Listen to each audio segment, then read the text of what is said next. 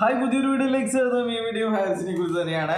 അപ്പോൾ ഇന്നലെ രാത്രി ഇതെന്താണ് ലിപ്സ്റ്റിക് ഇട്ട പോലെയൊക്കെ തോന്നുന്നുണ്ട്. ഞാൻ ലിപ്സ്റ്റിക് ഒന്നും ഇല്ല കേട്ടോ. ഇതെന്തോ ഒരു വീഡിയോ ചെയ്യുന്ന സമയത്ത് എന്തോ കൈ തൊട്ടിട്ട് അങ്ങനെ ആയതാണ്.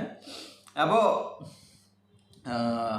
ഇപ്പോൾ ഞാൻ രാവിലെയും വീഡിയോ ഇട്ടില്ല, ഇന്നലെ രാത്രിയും വീഡിയോ ഇട്ടില്ല. പക്ഷേ എങ്കിൽ എനിക്കിപ്പോൾ ഒരു ബൂസ്റ്റ് കിട്ടി. ബൂസ്റ്റ് എന്താ വെച്ച് കഴിഞ്ഞാൽ, ഏതോ ഒരുത്തൻ്റെ ഒരു വോയിസ് നമ്മുടെ മുഹമ്മദ് ഖാ ഷെയർ ചെയ്തിട്ട് ഒരു ഗ്രൂപ്പിൽ കേൾക്കാൻ ഇടയായി. എന്നെക്കുറിച്ച് വളരെ മോശമായിട്ടാണ് പറയുന്നത്. അവൻ്റെ ഡീറ്റെയിൽസ് അറിയുകയാണെങ്കിൽ ഞാൻ അവനെ കൊണ്ട് മാപ്പ് പറയിപ്പിക്കുന്ന രീതിയിൽ ഇതൊക്കെ. നമ്മുടെ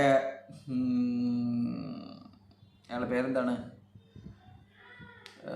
അഴീക്കോടുള്ള ഒരു കക്ഷി പറഞ്ഞിട്ടുണ്ടായിരുന്നു, ഞാൻ വെറും ടൈൽസ് പണിക്കാരനാണ്, സാറേ എന്നെ ഒന്നും ചെയ്യരുത്, ഇതുമായിട്ട് മുന്നോട്ട് പോകരുത്, ഞാൻ സാറിൻ്റെ കാല് പിടിച്ച് മാപ്പ് പറയുന്നു എന്ന് പറഞ്ഞിട്ടുണ്ടായിരുന്നു. അദ്ദേഹം എൻ്റെ ഇൻസ്റ്റാഗ്രാമിൽ വന്നിട്ട് വേണ്ടാത്ത പറഞ്ഞാണ്. അപ്പോൾ നമ്മൾ നിയമപരമായിട്ട് നടപടിയെടുത്തു. വകുപ്പും സെക്ഷനും എല്ലാം വെച്ചിട്ട് തന്നെ പരാതി കൊടുത്തു. അപ്പോൾ പോലീസ് സ്റ്റേഷനിൽ വിളിപ്പിച്ചു. അപ്പോൾ പറഞ്ഞു, ഞാൻ ടൈൽസിന് പണിക്കാരനാണ്, അദ്ദേഹത്തിൻ്റെ വീഡിയോ കണ്ടിട്ട് എനിക്ക് തിളച്ചിട്ട് ഞാൻ അങ്ങ് പറഞ്ഞു പോയതാണ്. അപ്പോൾ തന്നെ എൻ്റെ മകളെ എന്നെ തിരുത്തിയിട്ടുണ്ടായിരുന്നു, ചേട്ടാ അച്ഛ ഇങ്ങനെയൊന്നും പറയരുത്, ഇതൊക്കെ തെറ്റാണ് എന്ന് പറഞ്ഞിട്ടുണ്ടായിരുന്നു എന്ന് പറഞ്ഞു. ഒരിക്കൽ കൂടി സാറിൻ്റെ കാല് പിടിച്ചു മാപ്പ് പറയുന്നു എന്ന്. അപ്പോൾ അതാണ് ഇവരുടെയൊക്കെ അവസ്ഥ എന്ന് പറയുന്നത്, ഇതാണ്. അപ്പോൾ എനിക്കും ഇങ്ങനെ തരിക്കുകയാണ്. മക്കളെ, നിങ്ങൾ എന്ത് ചെയ്തിട്ടും കാര്യമില്ല.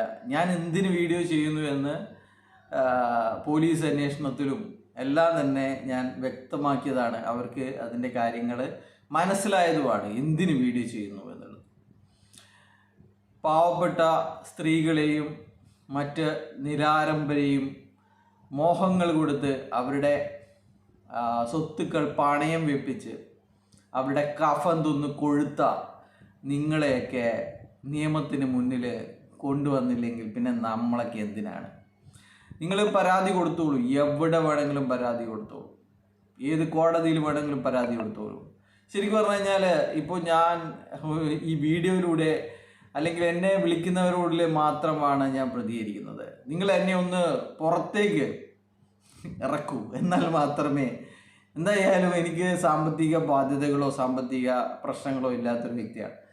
അപ്പോൾ നമുക്ക് അതിന് വേണ്ടിയിട്ട് നല്ലൊരു തുക മാറ്റിവെച്ച് നിങ്ങളെയൊക്കെ ഇവിടെ നിന്ന് നിങ്ങൾക്ക് ഇന്ത്യയിലെ നിയമപ്രകാരം നിങ്ങൾക്കൊക്കെ എന്തൊക്കെ ശിക്ഷ വാങ്ങിത്തരാൻ പറ്റുമോ, എവിടെയൊക്കെ നിങ്ങളെ പൂട്ടാൻ പറ്റുമോ എന്ന് ഞാൻ നോക്കാം. അതാണ് നമ്മുടെ ഇങ്ങനെയൊക്കെ ചെയ്തിട്ടില്ലെങ്കിൽ നമ്മുടെ ഇത് ഹയർ ചെയ്യില്ലെങ്കിൽ മറ്റൊരു കമ്പനി, അങ്ങനെ പല കമ്പനികളായിട്ട് വരും. അപ്പോൾ ഇതാണ് അവസ്ഥ. പിന്നെ എന്താണ് വീഡിയോ വന്നോ മക്കളെ? നിങ്ങളെ വക്കീലിൻ്റെ വീഡിയോ വന്നോ? അത്ര മാത്രമേ ചോദിക്കാനുള്ളൂ. എന്തായാലും അടുത്ത ദിവസങ്ങളിൽ നിങ്ങൾക്ക് ഇതിൻ്റെ കാര്യങ്ങളൊക്കെ മനസ്സിലായി തുടങ്ങും. നിങ്ങളെ ഇപ്പോഴും പറ്റിക്കുന്നല്ലോ എന്നോർത്ത് കഷ്ടം എന്ന് മാത്രമേ പറയാനുള്ളൂ. നിങ്ങൾ എന്തിനാണ് ചില ലീഡർമാരെ മാത്രം തിരഞ്ഞു പിടിച്ച് അവരെ നിങ്ങൾ ശപിക്കുകയും അവരാണ് ഇതിൻ്റെയൊക്കെ കുറ്റക്കാരെന്ന് പറയും? നിങ്ങൾക്ക് എന്തുകൊണ്ട് ശ്രീനയും പ്രതാപനുമാണ് ഇതിൻ്റെ കുറ്റക്കാര്?